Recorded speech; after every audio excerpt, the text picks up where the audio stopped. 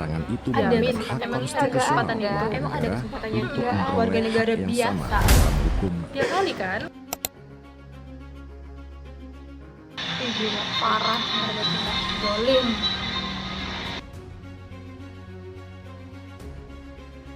Ini liatin video Tahu diri, ikut bayar sewa. Yang tahu diri itu berapa? Coba nanti dilihatin. Halo teman-teman, jadi kami dari kelas HIC, saya Rara Zaskia Dan saya Zaskia Zika Nur Aziza. Dan saya Vini Theodora Huta Barat. di sini akan mereview film yang udah kami tonton kemari. Film yang pertama judulnya Keluarga Berkuasa. Jadi film ini tuh menggambarkan bagaimana kekuasaan di Indonesia itu ternyata bisa diwariskan dalam sebuah keluarga, bukan lagi berdasarkan kemampuan ataupun keinginan masyarakat luas. Film ini juga menampilkan bukti valid kayak wawancara keluarga, dokumentasi asli, terus juga infografis yang membuat kita tuh ngerasain bagaimana dampak dari politik dinasti. Contohnya tuh ada dokumenter di mana Halmahera Selatan itu mengalami kesulitan air bersih karena adanya perizinan perusahaan tambang oleh gubernur yang menjabat di Sulawesi saat itu, yaitu namanya Abdul Ghani. Nah, Abdul Ghani ini ternyata terverifikasi di politik dinasti karena setelah dia menjabat ternyata adiknya dan keponakan itu juga ikutan menjabat. Kemudian selanjutnya sebelumnya di Indonesia tuh terdapat undang-undang yang melarang adanya politik dinasti. Tapi sayangnya MK tuh setuju untuk menggagalkan undang-undang tersebut.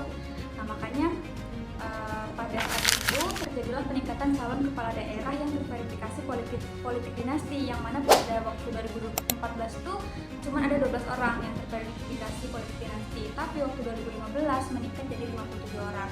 Terus juga ada lagi pada tahun 2020 pilkada tuh terdapat 124 calon yang terverifikasi politik dinasti dan 72 diantaranya tuh lolos, dan salah satunya tuh ada anak dari presiden ke-7 yaitu Gibran Rakabuming Raka dan menantunya Bobi Nasution. Sebenarnya Bapak Presiden ke-7 itu bukan orang yang pertama kali mencetuskan politik dinasti, tapi beliau adalah orang yang menormalisasikan politik dinasti di Indonesia. Setelahnya terjadi kegiatan pengubahan syarat batas umur calon presiden dan wakil presiden yang dilakukan oleh pihak Mahkamah Konstitusi, yang ketuanya merupakan paman dari Gibran Rakabuming Raka tadi. Setelah adanya keputusan tersebut yang makin menunjukkan kayak seperti yang dibilang Tara tadi, kalau Presiden Jokowi itu bukan orang yang mencetuskan, tetapi dia adalah orang yang menormalisasikan hal tersebut.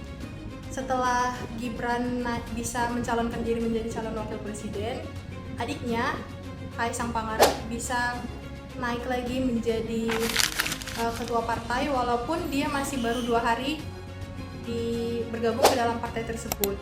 Dan hal ini menunjukkan kalau ini merupakan akibat dari kurangnya pemahaman politik di tengah-tengah masyarakat. Nah, hal ini terjadi lagi di Indonesia bagian Sulawesi Barat, khususnya Mamuju Tengah, yang dimana Aras Samanggi sebagai sebagai ketua daerah terafiliasi politik dinasti, di mana keluarganya itu dimulai dari anak laki-lakinya dan dilanjutkan oleh anak laki-lakinya, terus juga keluarga dia yang lain menjabat sebagai ketua bahkan anggota DPRD Mamuju Tengah dan juga DPR RI. Nah, hal ini bisa menimbulkan penyalahgunaan kewenangan, praktik koruptif, dan akan menimbulkan pembangunan yang tidak maju serta kemiskinan yang memburuk. Contohnya itu akibat di era menjabatnya Aras, ia mengizinkan pembangunan perusahaan tambang yang membuat sungai yang dijadikan sebagai sumber mata air oleh warga jadi tercemar. Hal ini sempat mengundang protes warga sekitar yang terdampak. Namun kepala daerah setempat tetap meresmikan pembangunan perusahaan tersebut dan warga tidak bisa lagi berkutik. Nah, contoh lainnya ada pengeklaiman atau pemaksaan terhadap pengalokasian lahan sawit warga yang dulunya menjadi milik warga menjadi hak milik para elit.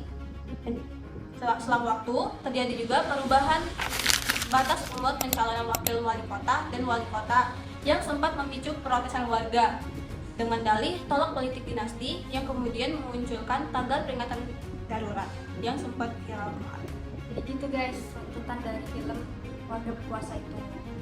Jadi pendapat kami tentang film ini tuh adalah panggilan buat kita para Gen Z yang nggak melek politik, para Gen Z yang nggak kritis sama keadaan politik di Indonesia. Kita tuh sebagai anak muda, kita tuh nggak boleh nerima aja gitu adanya politik dinasti, adanya politik turun temurun buat keluarga doang. Jadi kita tuh harus kayak lebih aware sama politik. Kita nggak boleh aja asal nerima, karena ini tuh bakal berdampak negatif juga buat kita. Nah, karena agenda politik dinasti ini buruk, maka kita tuh harus memutus agenda praktik politik dinasti ini apabila ingin mewujudkan Indonesia Emas tahun 2045. Untuk bisa memutuskan ini, kita harus mulai dengan adanya edukasi mengenai politik di era sekarang, khususnya untuk para Gen Z. Kalau dari aku, film itu bagus banget karena dia ngejelasin datanya tuh runtut. Jadinya kita itu terbiasa untuk berpikir kritis. Terlebih lagi kita jadi dapat pemahaman baru kalau sebenarnya apa yang terjadi yang di dalam kehidupan kita ini semuanya itu dipengaruhi oleh keadaan politik di sekitar kita, gitu teman-teman. Selanjutnya di sini kami akan melanjutkan ke film kedua, yakni Pesta Oligarki. Istilah pesta demokrasi pertama kali diperkenalkan oleh Presiden Soeharto menjelang pemilu 1982. Namun di era Orde Baru, pelaksanaannya hanya dianggap sebagai perayaan formalitas 5 tahunan dengan pemenang yang sudah diketahui sejak awal. Dibandingkan pesta demokrasi, istilahnya lebih cocok dengan penggunaan kata pesta oligarki tadi. Lalu di film itu juga dijelaskan beberapa peran dan kegagalan partai politik di Indonesia. Partai politik disebut sebagai penyumbang saham terbesar dalam pembajakan demokrasi. Lembaga-lembaga yang dibajak seperti KPK hingga MK, aktor-aktor penentunya disumbang oleh partai politik. Partai politik bertindak sebagai imperium baru dan tidak lagi merepresentasikan suara rakyat, melainkan lebih mewujudkan kepentingan pemilik partai politik itu sendiri. Banyak anggota DPR yang seharusnya mewakili suara rakyat justru malah menjadi pesuruh partai yang keputusannya itu dipengaruhi oleh orang-orang partai di situ. Selanjutnya ada Presidential Threshold atau PT dan Koalisi Transaksional. Jadi PT ini merupakan ambang batasan pencalonan presiden yang mewajibkan 20% kursi presiden itu atau kursi DPR maksudnya, atau 25% suara itu sah nasional. Diduga ini tuh merupakan skenario supaya menutup majunya calon presiden alternatif. Kemudian diketahui bahwa tidak ada negara demokrasi lain yang menerapkan syarat ambang batas dalam pencalonan presiden. Jadi cuma Indonesia yang netapin ini. Padahal Indonesia itu negara demokrasi. Kemudian PT juga menyumbang terciptanya koalisi transaksional, di mana dukungan diberikan bukan karena kesamaan ideologi, tapi supaya partai politik itu bisa masuk ke lingkar kekuasaan ketika calonnya menang. Kemudian akibat dari sistem politik yang kayak gini tuh dan adanya presidensial threshold ini, pengisian kabinet akhirnya menjadi alat tukar politik, jadi kayak jual beli politik gitu. Bahkan presiden terpilih itu seringkali merangkul partai rival supaya nggak ada gangguan.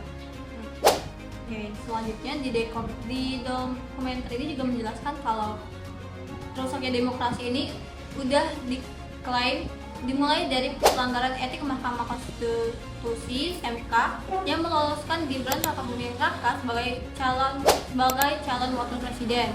Kemudian adanya hilangnya etika dan moral berpolitik ini memunculkan seruan dari kalangan akademisi dan guru besar dari berbagai kampus yang kemudian mereka itu sempat dituduh sebagai partisipan politik.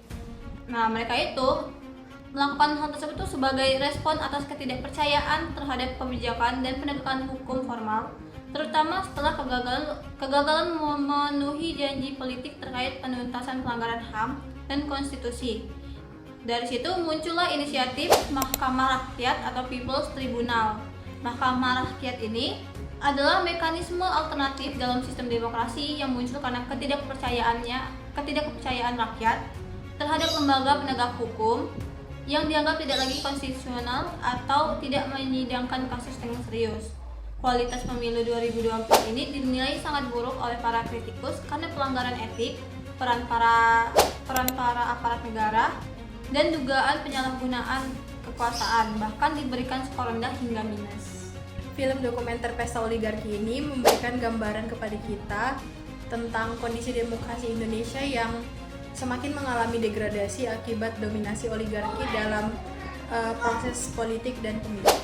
Terus setelah menonton dan menganalisis dokumenter ini, kelompok kami tuh berpendapat kalau film ini bukan cuma menunjukkan kritik doang, tapi juga menunjukkan alarm keras yang membuktikan kalau udah jauh betapa jauh Indonesia itu melenceng dari ideal pesta demokrasi.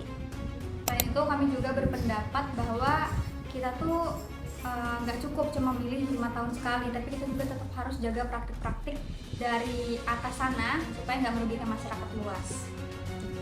Baik teman-teman semua, Sekian review dan pendapat dari kelompok kami mengenai 2 film dokumenter Pesta Oligarki dan Keluarga Berkuasa. Semoga dengan adanya film ini kita bisa sebagai Gen Z kita bisa lebih aware dan lebih kritis terhadap keadaan politik di Indonesia. Sekian dari kami. bye.